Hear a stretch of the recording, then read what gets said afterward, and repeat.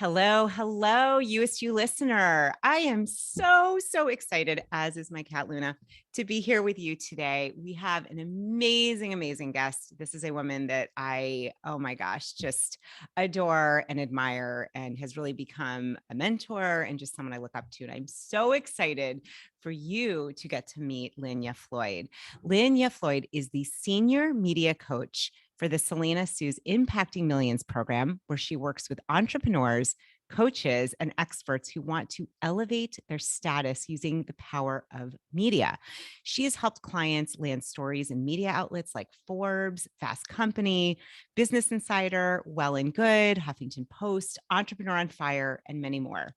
Lynya has nearly 2 decades of experience working in the media as an editor of magazines, including Glamour, Essence, Family Circle, 17, and many others.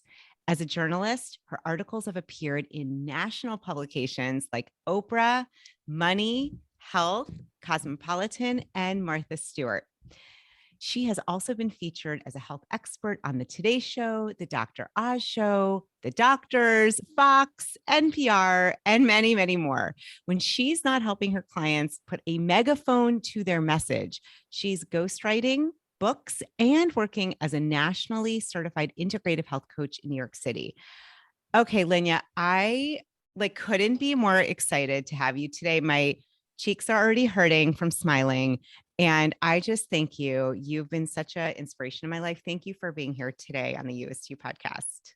Thank you so much for having me today. The feeling is mutual. The cheeks are also aching already. And I'm so excited about all of the jewels that we are going to be sharing with your listeners today. Yay. Okay. So I have a bunch, just all kinds of questions. And as everyone knows who listens, this is a flowy, conversation. I'm just so happy to share about you and your work and your experience. And, one of the questions I'm curious to just start out with is why you chose to pursue the world of media and journalism and health. And why do you feel this is so important right now for the world, really? Mm-hmm. Yeah. So I think it all comes down to one word, interestingly enough, which is impact.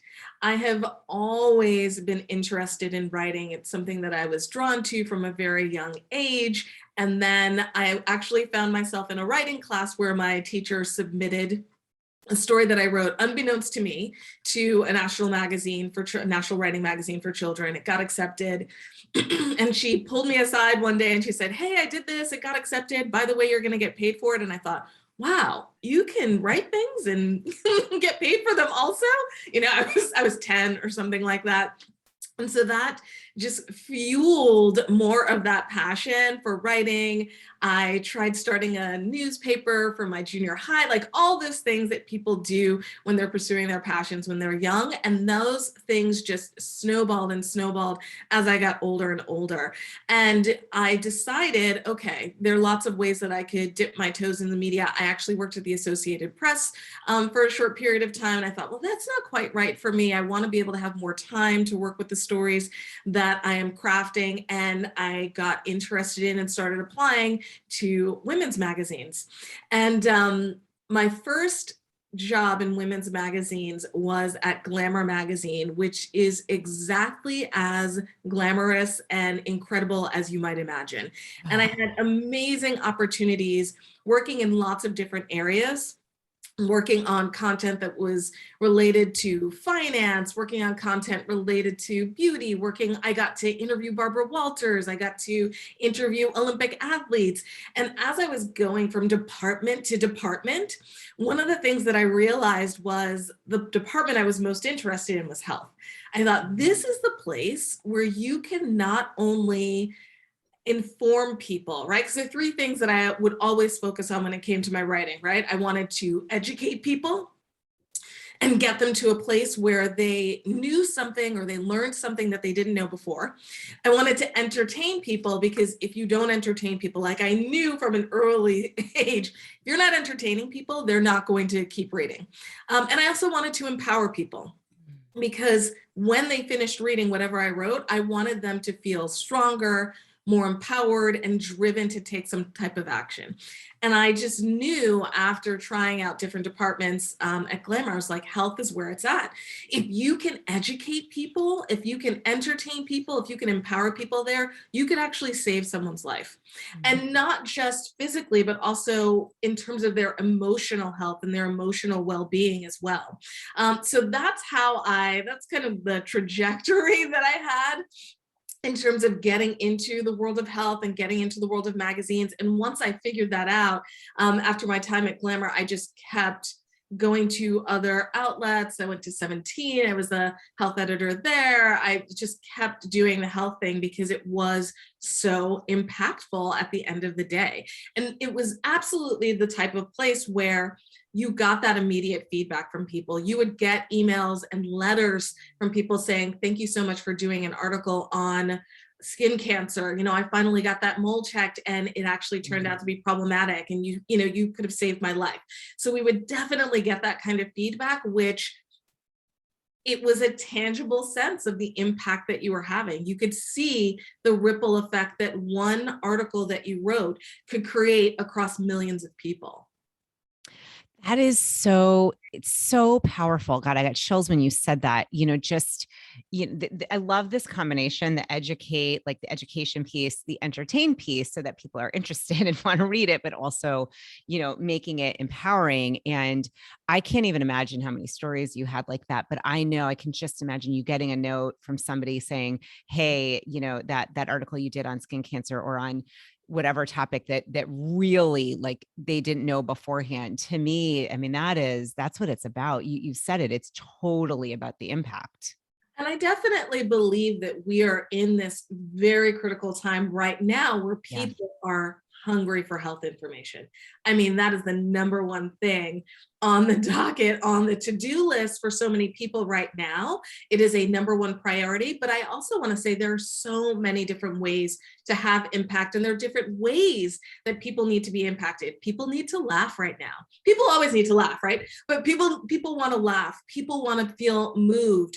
People want to take action. People want to feel control over their lives. And so there are so many ways that we can use our words and use our experience, whether you're me and you're an award-winning writer and editor, or whether you have experience as a coach that you can share to create some light bulb moments for people that will help them create the change in their life that they are looking for or don't even realize that they're looking for. Like, that's the really amazing part, when you share something with somebody that they weren't even looking for and it has that amazing light bulb moment. Absolutely. Oh my gosh. And this, I know, and we'll get into this as well, because I know part of what you also do is in the coaching world, but you also, as a award-winning editor and writer, like you're impacting in all different ways. I love it. It's so important. I also love what you said, this, there are many ways to do this, right? So someone listening, because I have to say, as someone who I've written and I write, and I'm certainly not yet an award-winning writer, we don't have to be. No. Everybody, I truly believe everybody has at least one great story inside of them. Yeah. And most people have multiple stories. They just need help pulling those out and figuring out what is the relatable piece of the puzzle that is going to, in a good way, right, trigger a reaction in someone else. Yeah.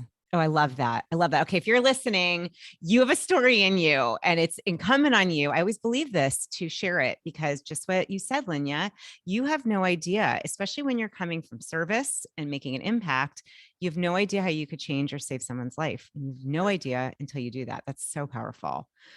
I love that. All right. I am curious. First of all, I love the whole, like, we could talk for years about Glamour. I'm like, tell me more about Glamour magazine. That sounds so fun.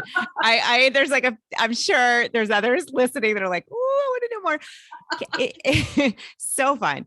If you were to kind of just think about maybe one or two of your high point moments as an award-winning editor, writer, journalist, they can be juicy or not, just something for you that stands out as sort of a high point for you. Would love to hear what that was. Yeah, I mean, I have been doing this for almost 20 years, but it was very tempting for me to try to dig into the past. But I really feel like A lot of the stories that I wrote last year, because I'm still active as a freelance writer, those are stories that I'm really proud of. I mean, I wrote a story for Oprah. I was very excited for Oprah magazine last year. That Amazing. was on my kind of like bucket list of things that I have to do or wanted to do as a writer. And I wrote a feature for them that was all about the different emotions that we were going through as part of this pandemic. And what I loved about that story was being able to really do a deep dive on all like the full spectrum, right? So it wasn't just a story about burnout. It wasn't just a story about everybody who wrote a screenplay, you know, in 2020 or that kind of thing. It was the full spectrum so that anybody could find themselves. And it was educational for me. I got to talk about concepts like flourishing that I had not heard of before and educate people and help them understand, like, this is what you might be going through. And if this is where you are, this is what you might need to do about it, right? So again, coming back to that education, coming back to the entertaining, right? Because you know, how I packaged the story, I put a lot of effort into that to make sure that it was alluring, that people would read it from start to finish. And then empowering people, you know, to kind of take action once they figure out where they are on that spectrum and if there's someplace else they need to be, or if they want to make the most of where they are. This is what you need to do. So I loved getting to work on that story. I got to speak to some brilliant minds also, which was phenomenal. And then I also wrote a piece for Shape last year that was about intergenerational trauma, which is not a concept that I was unfamiliar with, but one of the beauties of being a freelance writer is getting to do deep dives on things that you might ordinarily not get to spend, you know, multiple dozens of hours working on and doing research on. So that was really fascinating. I got to include a little bit of my own emotions and feelings within the story. They held that space for that piece, which I felt really excited about. And the feedback that I got on that story was just phenomenal. People who had never heard of intergenerational trauma, people who had heard of it, but were frustrated that people don't talk about it more. It was really, I felt like it was a very impactful piece, and it certainly left an impression with me and with other people. So getting this, you know, having that space to talk about those things that we don't spend enough time talking about, and to really explore ways that we're being impacted that we might not even realize. Like, that was the big part for, I think, a lot of people who commented on my Instagram feed or, you know, sent me an email. I was just like, wow, like, I didn't realize this, you know, this kind of chain reaction could be happening across generations. That is so, you know, what's so interesting is that those two high points were last year, when you might think, you know, like high points during the pandemic. And I love that. I love what you're saying. Also, so powerful that it got you to research and really learn for yourself and then share that spectrum. I don't know, maybe we could just take a moment and go for, I'm like, oh, I want to talk about flourishing and intergenerational trauma, like just even a little bit of an overview. Is that, like, I know it's a little unplanned, but I'd love to hear maybe like the high level with flourishing. I have studied a little bit about that, but I'd love to hear, because you did the deep dive, like what, because I think it might be helpful for people. Like, let's talk about flourishing during this time, just for a minute. Yeah, absolutely. Yeah. I think one of the most important, I think everybody listening might be kind of familiar with the concept of like getting into a state of being able to get into a state of flow, and being kind of like your most productive. And I think like one key aspect when it comes to flourishing is that concept. And so really flourishing was the kind of like high end of the spectrum of all of the things, all of the places where we could be emotionally as a person living through a pandemic, you know, unprecedented times. And so the idea is like, how do I get to that place? And what are the things that are kind of holding me back from that? And it creates this opportunity. I mean, some people have this level of, you know, resilience that is, you know, perpetually serving them. But if that's something that you need to build up, then having that awareness in reading a story like this and saying, okay, these are the things that are sapping my resilience. These are the things that are holding me back from being able to get to this place of flourishing, into holding me back from being able to get into this place of flow. Like, being able to identify those key markers and then figure out how am I going to overcome those hurdles? How am I going to break through them?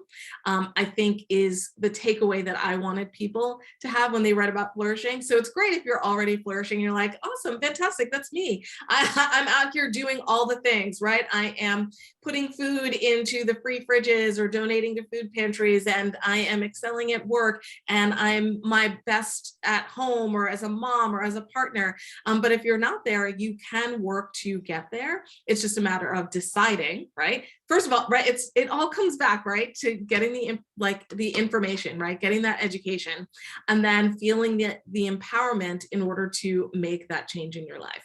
But we can get there. We can all get there. We will definitely, I will make sure to go over with you. We'll make sure in the show notes, I'm going to have where people can find both of these articles. Yes. Cause I'm reading both of these ASAP. Like, I love this, the looking at what zaps your resilience. It's brilliant the way you said that, and identifying those key markers. And again, this is your process. The empowerment is just woven in. So no matter where you are on that spectrum, especially if you're feeling probably in the I don't want to say lower, but those parts where you feel despondent or despair or frustrated or overwhelmed, or there are ways to shift and move into this place of flourishing, which I definitely agree with. That's awesome. That is so powerful. Yeah, I love it. Yeah. Do you want to get into the intergenerational trauma just for a bit to talk about it? I want to just open that. We're going to have both articles because I have to tell you, you are a brilliant writer. Like I in my next life want to come back as as like you, like this kind of writer. Your writing it's so captivating. It's so real. Like I've, been in circles and read, really, this is such a gift. And so, and this was in shape. I'd love to just hear a little bit what you shared about, because I think these are things that, being home more, having less of life being busy on the outside, it to me, and we'll talk about this later. This is what I think you're bringing up is one of the gifts, is that we can start to really look at how can I flourish no matter what.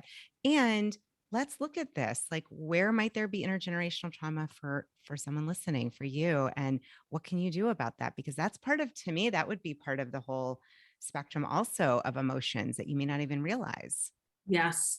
So what I loved about the piece that I got to write for Shape about intergenerational trauma is that I think that somewhat intuitively people realize that traumas that have impacted their parents or their grandparents can get passed along emotionally. So if you've had some kind of, I'm just going to make something up, but like, let's say you had a parent who was robbed at gunpoint, right? That's going to make them very, very cautious, and they're going to pass that caution on to you, right? In terms of safety, wanting you to feel protected, wanting to make sure that nothing like that happens to you. Yeah. What was so fascinating to me was the genetics aspect of it, though. So outside of how we might raise a child differently as a parent or as a grandparent, researchers actually have been finding that there's a genetic component to this, that it can actually, doesn't change your DNA, but it can impact the way that your DNA expresses itself. And they were looking at examples of Holocaust survivors, and their children. They were looking at even men who had fought in the Civil War and their children, and how that could impact the physical health of your offspring. There's still a lot of research to be done, but the fact that they've been able to prove in several different arenas that yes, this actually does change your health and well-being was so fascinating. Now, the thing to remember, because this is not all gloom and doom, it's not, oh my gosh, if there's been this trauma of slavery or of, the Trail of Tears or of the Holocaust in my background, that means that I'm doomed. That means that I'm going to have a poor health outcome. There's two important things to remember that we talk about in the story. One is, okay, we know that trauma can have this negative effect. We also know that you can have a positive effect, right? So simply by knowing, again, always coming back to the knowledge, the education, right? Simply by knowing, okay, I could be at risk for certain things, you can do other things to empower yourself, to strengthen your health. It much like knowing if you have a first degree relative who has had breast cancer, right? That might mean you're probably not going to be a smoker. You're probably not going to drink alcohol as much as you might ordinarily. Maybe you're eating more fruits and vegetables. So just knowing what you could be at a higher risk for can change your behaviors and improve your health and well-being. So that was like a really, really important takeaway that I wanted people to have by the end of that story. It's not, it's not a life sentence. It is something that you do have control over. But the important thing is to take that step back and have that awareness and to know, wow, this thing that happened to my grandpa or my grandma could actually have trickled down and impacted me as well. And to know that the impact we can have on others, right? So if you are a mother or a father or an aunt or a niece or an uncle or whatever, what you may be passing along to others. Oh my gosh. All right. I'm like, wow. We're not going to just, I'm like, we could stay there. I have so many, like, I need to do some of this work on myself. I'm going to be personally reading this myself. I highly recommend everyone listening. We're going to have both links so people can find these articles. Amazing. Very, very powerful. And I love that you keep coming back to, yes, there can be an impact in your life. And even as you said, the DNA expression, not necessarily the DNA itself, but you can do something and knowing about it. A lot of light bulbs just went off for me, Lynya. I was like, okay, I need to look at some things that I never, dad is a Vietnam veteran. There's other things as well that I just had never, processed. Yeah. And again, it's not about having your hands tied. It's about figuring out what all the other resources are for you that you can grab onto after this, once you identify what some of those traumas could be. That's awesome. My God, these are so powerful. I can see. So amazing and so exciting that you got to write for Oprah magazine. That's go you. So fun. That is awesome. Awesome. I am curious. We sort of touched around the pandemic and just, and this kind of goes in with this idea of flourishing and resilience. What have you found personally are some of the biggest gifts or blessings that have emerged through this time? I'm curious what you've noticed for yourself. One is on a large scale basis, and then I think one is more personal. So I'll start off with the large scale basis. I think, we're all seeing the numbers, right? The great resignation, the millions of people who are, leaving their jobs. And this has created an opportunity for people to think, okay, well, if I can work from home, is there something that I want to do for myself from home? Do I need to work for somebody else, or could I create a business of my own? And so just this opportunity of encouragement, maybe even like a little nudge forward for individuals out there who were thinking of starting their own business or who had a side hustle, but they weren't thinking of making it their full-time hustle, creating that opportunity where you realized, wait a second, everybody's indoors, so everybody's online. So this is an even bigger audience that I can capture. So now how do I capture that? How do I move forward with those individuals?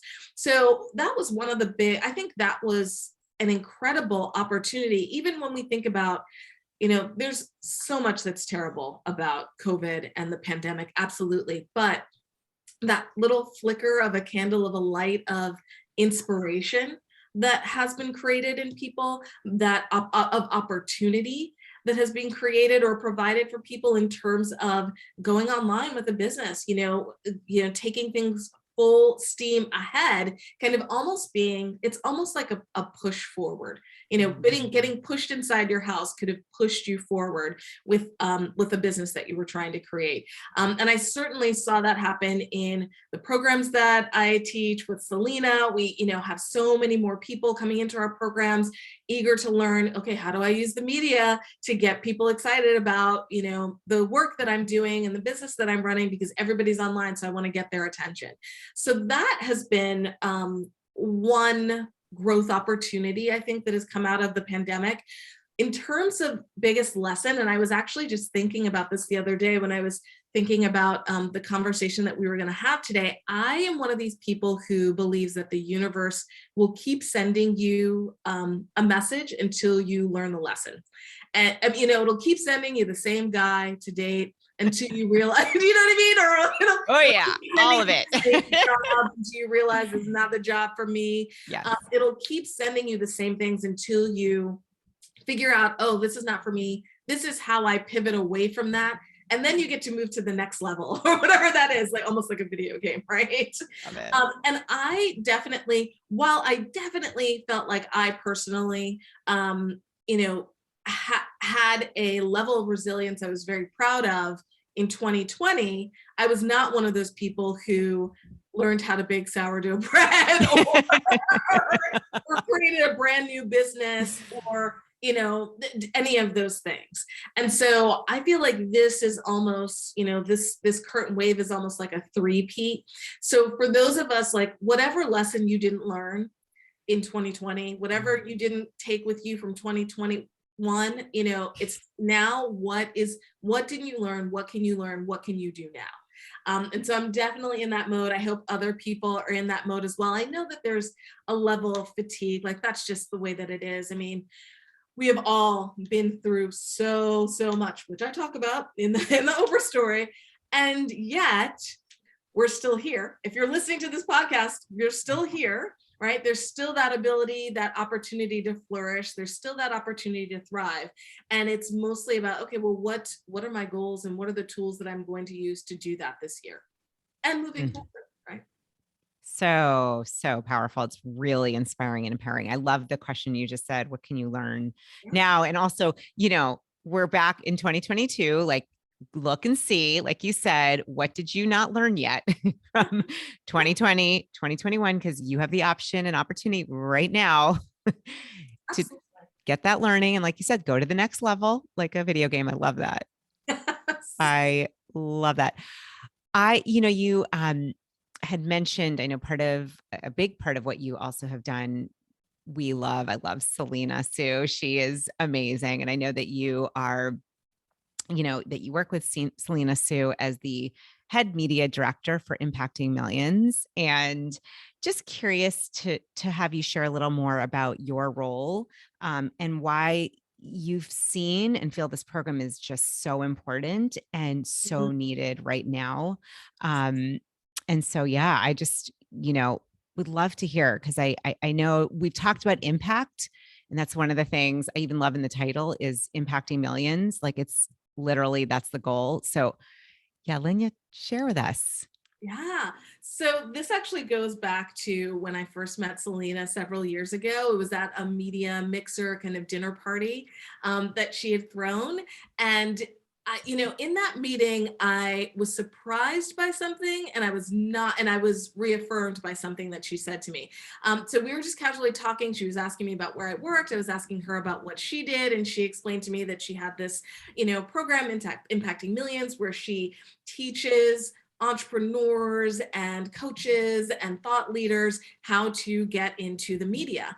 And what didn't surprise me, or what didn't kind of shock me, what I was just like, oh yeah, that totally makes sense, was this idea that people didn't know how to connect with the media, right? There is a certain formula that you follow. There is an outline to that outreach. And so it didn't surprise me that, people didn't know that. But what really surprised me was the mental hurdle, or a lot of the mental blocks that people have to reaching out to the media, to the extent that a lot of people just think, well, I'm not allowed to do that. So clearly I was getting lots of pitches when I worked in the media from freelance writers and that kind of thing, or from, PR agents and that kind of thing.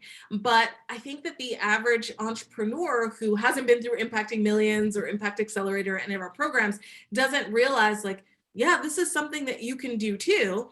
We'll teach you the format so you know how to do this outreach. It's for everybody. And so that part really shocked me, just like, oh yeah, they don't know that, a lot of people don't know that they can, just reach out to you and pitch you a story idea. And yes, there are many layers of work. It's not just that simple. It's How do I come up with a good story idea that I know people will be interested in?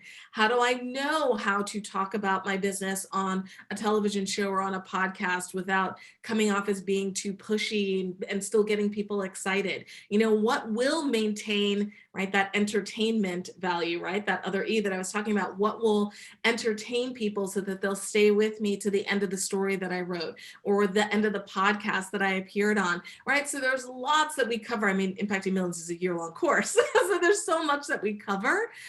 But it wasn't until that meeting that I had with Selena when I realized, wow, there's this entire sea of individuals, of entrepreneurs and thought leaders who have really brilliant ideas.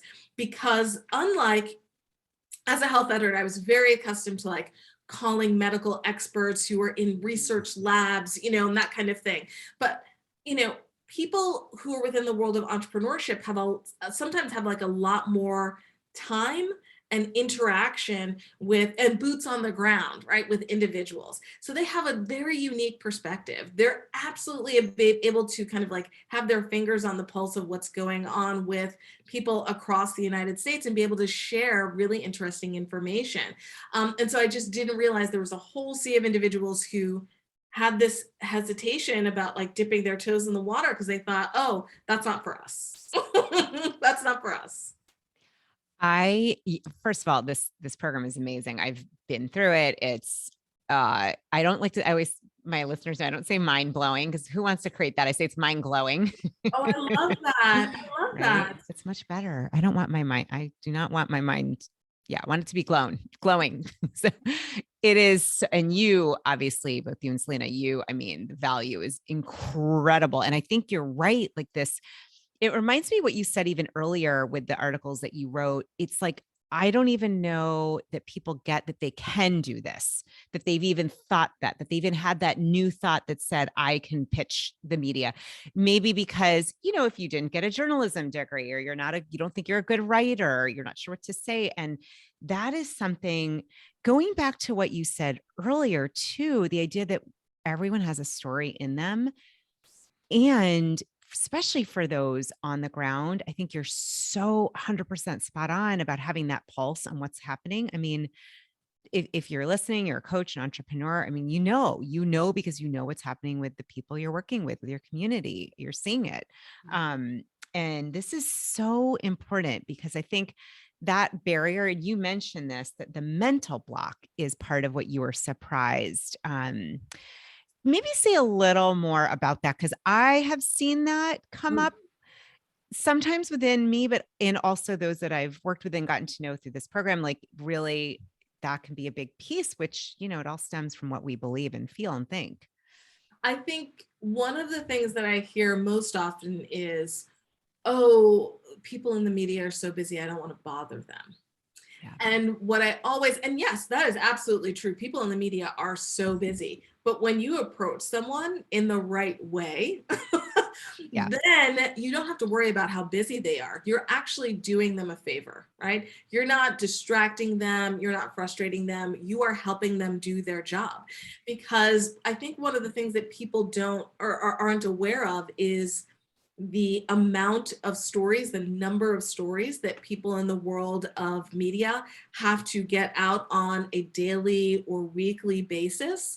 And so whenever someone sent me a pitch that landed in my inbox that was at the right place at the right time, and it's just like, this is a great pitch, it makes my job easier because then I don't have to sit there and come up with ideas to impress my boss with. I can say, hey, I just got this great idea from so-and-so. Can we run with this? Yes, great, let's go.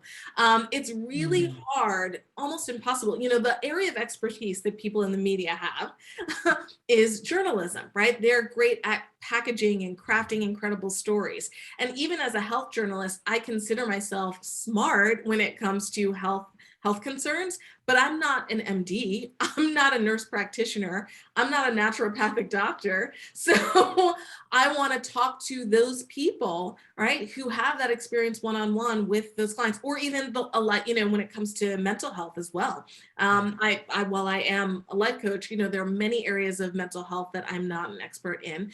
So I'm looking for other individuals who can give me the information from their area of expertise, and then it's a melding of, those two perfect things, right? The media and the journalism expertise, as well as whatever that story is going to be about, your area of expertise that you're bringing to that journalist. And sometimes that's a matter of being quoted in a story. Sometimes it's a matter of writing a story and having an editor, work it over and get it into its best shape possible before it goes live. Sometimes that's a matter of you being interviewed on the radio or on a podcast or on a television show. There's so many ways that it can manifest itself so that you can share your area of expertise with the world and hopefully create some change for people, right? Get people to take some action, empower people to take some action. I think this is so key and so important. And something that you just said that really hit me is it's a switch. It's a flipping the switch, right? Looking at it, this idea that I'm going to bother the editor. They don't have time. And really, and it goes back to the idea of being impactful. And to me, what I heard you say, it's also being of service, like actually, and I know you do teach this and we don't even have the time to go through it. This is what you teach, is how to write a pitch. I mean, it is not just, I remember I'm like, okay, there's some components and there's something to think about. But when you learn how to do that, it actually can be super helpful and both help to get the information you can share and then help the editor with having a story when it's done correctly and done in the right way. That's going to be actually, like you said, of service. It helped you. Absolutely. So interesting. I always am curious about the mental side of anything, that thought process, because, to me, that goes hand in hand. You have to have the knowledge and then also what are you believing, in yourself. And so Yes. I know you go over that a lot. I do. And one of the things I will tell people, just kind of, I like to pull back the curtain on what happens in the world of media. And people will often ask me about, what's it like being in the office? What's it like, from the day to day? And one story that I tell people is I say, listen, there are people who work at online outlets that have standing meetings every morning. And they just go around the circle in the standing meeting and everybody says what story they're working on. So I want you to imagine that you have just sent an email pitch out to one of those people and you have created an opportunity for them to be a rock star in that meeting. That's awesome. That is the potential that you have. I also want you to imagine how painful it is when you're in the meeting and you're just like, what am I going to say today? But it's that, ideas and stories get cranked out that quickly, and anything that you can do to help people in the media kind of like stay on top of, keep their fingers on the pulse of what their audience cares about, they're going to love that. That is so helpful. Like that's such a great little nudge and a great visual is, and because you're an expert and you've been there, like you're actually, if you can think about that, you would be adding value and helping. I love it. That editor in their circle where they're talking about what their story is. Lynya, I know there's so many places to look and ways to pitch, and maybe just share one or two places that people can look to start. Like, I always get this question, like, where do I even begin with pitching? Maybe just one little tip would be awesome. The first thing that you need to do is to figure out what your expert topics are. So before you even get to the story ideas and where am I going to pitch and what exactly am I going to pitch, if everybody on this listening to this within the sound of my voice only does one thing, I want you to get crystal clear on what your expert topics are. And I want you to make sure that you don't have a laundry list of expert topics. I recommend people have 3 expert topics. Why do I limit that? Because when you appear in the media or when you're pitching yourself to people in the media, they're not going to remember that you are known for 5 things or 7 things, right? People think of Elon Musk and they think about electric cars, right? Right? So we want to have like And I'll think about 10 different things. So you want to figure out what your expert topics are. And that is where all of your story ideas are going to come from. And that is how you're going to decide which outlets you're going to be reaching out to with with those areas of expertise. You're going to use those as your trail of breadcrumbs. You're going to use that as your path through the woods to get where you want when it comes to the media. So the very first thing that you need to do before anything else is just sit down and think about those expert topics. And I have to remind people, expert topics are short. They're very broad, right? But story ideas are very narrow. So expert topic for me, for example, health and wellness is an expert topic that I have. Obviously, publicity and public relations, expert topic that I have. So you're going to think about these broad categories that you want to be known for, so that when people think Lynya, they think publicity, they think health, right? They think writing, so that's what you want to, that's the first thing that I encourage people to get laser focused on before they even sit down to a computer and start typing, dear Forbes, or dear Oprah or whatever. Oh, that's so helpful. There's like a little nugget in that too, which you kind of underlying in there is that, keep it to 3. We can hold that number 3 better than 5 or 8. It becomes too much. So get really clear. That is brilliant. That is a great tip. So if you're listening, I know if you're listening, there's something within you. There is an expertise within you to share. I really believe that, especially this community. I have really amazing, very smart, very ambitious, big-hearted souls that listen here. I get a lot of feedback. And I know if you're listening, you go do what Lynya is saying. And then, I mean, I'm biased, but with Impacting Millions, you teach this like at a whole other level. And I'm like laughing because I did journalism in high school and I loved it. And I'm laughing because I did the announcements. I would write the articles and always speak in a microphone, which is funny. It's what I do now. And this goes way beyond. I remember I was like, oh, I got some journalism background. No. You went like way beyond. But I think this is a good place to start and you said, keep the areas, keep it broad. So the stories are narrow, but keep your topic to a broad category. That's really, really helpful. That makes sense. Like you don't get in a car, you don't get in your car or electric car. I love it. And just go without thinking about where am I going? You have to first get that clarity. So that's really helpful. That's good advice. Love it. All right. One of the questions I like to ask, because, this name of this podcast is the Youest You. I always love to ask, I'm just curious with you, what does that mean to you? And how has your Youest You evolved? So it could be, my Youest Me, your Youest You, you can use whatever words you want. How has that evolved over time? And what does that mean? What does that look like for you? For me, that means tapping into and using the talents that you were brought here in order to share with others, right? So stepping from behind that curtain, not being bashful, really identifying what those strengths are, and then moving forward full steam ahead in order to use those, manifest those, make the most of those. And so I have always known, I tried other things, dabbled, in other areas, but I've always known that I love writing. I've always been acutely aware of the power of writing, and wanting to be able to harness that power in order to impact the lives of others. And I think that I've gotten to a place, and I think I can grow even more there, where I've been helping other people to share their stories in a really wonderful way, whether it's through Impacting Millions or any of the other courses that I work on with Selena, whether it's through the ghostwriting that I do. Being able to help people put that kind of megaphone to their message, or see what the threads are that someone would be interested in hearing about, or, craft that book that's inside them, but they just don't have time to do it because they spend 12 hours a day in surgery, or because they are constantly meeting with clients, or what have you.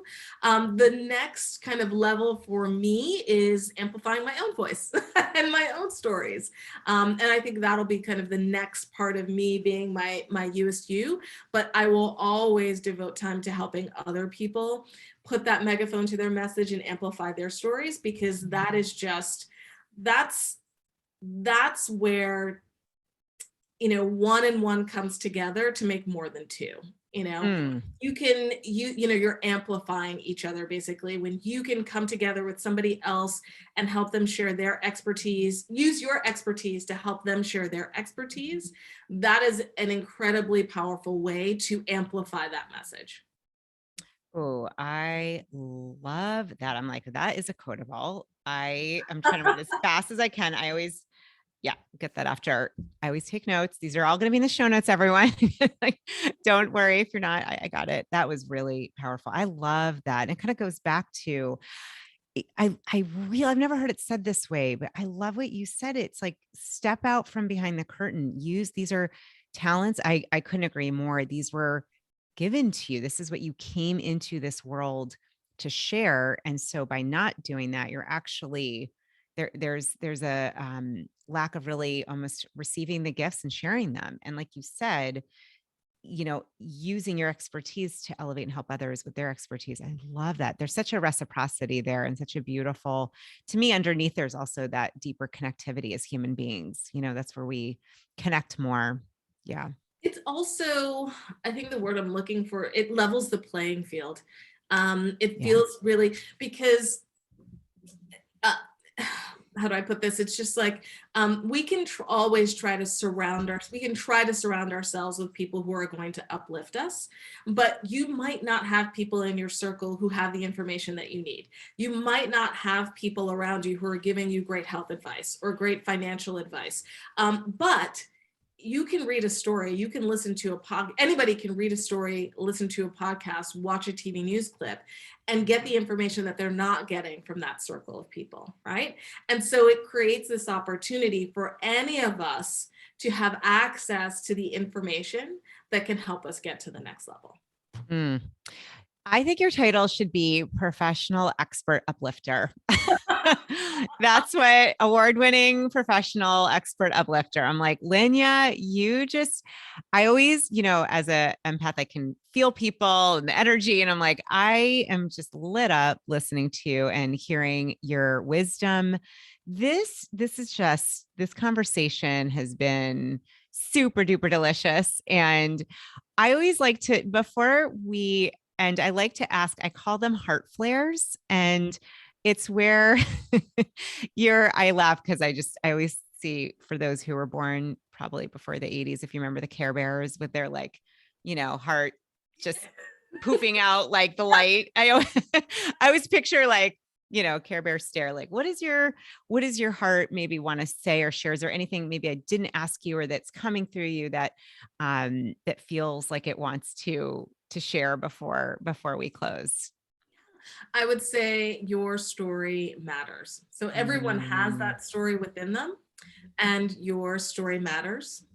And your story has the power, potential, ability to deeply impact one other person, 10 other people, hundreds of other people, thousands of other people, millions of other people.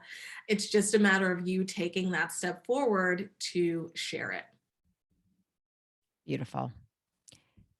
I'm like, drop the mic moment. I don't have anything else to say. That is, amen. I like absolutely 100% agree. And I hope for you listening, beautiful Youest listener, I hope you really get that and take that to heart. And however you move forward, what Lynya just said is to honor that you do have a story and you don't know who you can impact. You really don't. That's to me, that's the gift of sharing it. And beautiful. I literally, just from my heart to yours, you are such a gift, Lynya. I'm so grateful for you, for your wisdom today. You are certainly impacting millions. You're also just one of the more grounded, heart-centered, wise women. I really look up to you, and I'm grateful to be here today. This was like just such a beautiful, full conversation. And I'm honored and love what you're sharing. And we'll make sure to have all that information for your articles. And you guys check out Lynya. She's amazing. Thank you so much, Julie. Thank you. Thank you. And thank you, Youest listener, for listening, for tuning in, for spending time with us. Didn't you love Lynya? Oh my God. I know you're gonna all want to make her your new BFF. She's open. She's amazing. And I just thank you all for tuning in. And please, please, please take this to heart. Your story matters. Please, you really do have something to share that is within you, and you know what that is. I know you do. So spend a little time, get some good time for yourself, and really ask yourself, what is that story? And we'd love to hear. We'd love to hear. And if you do decide to do Impacting Millions, you will learn how to craft a pitch and share your story in a huge way. And so, from my heart to yours, thank you for being here. Love you.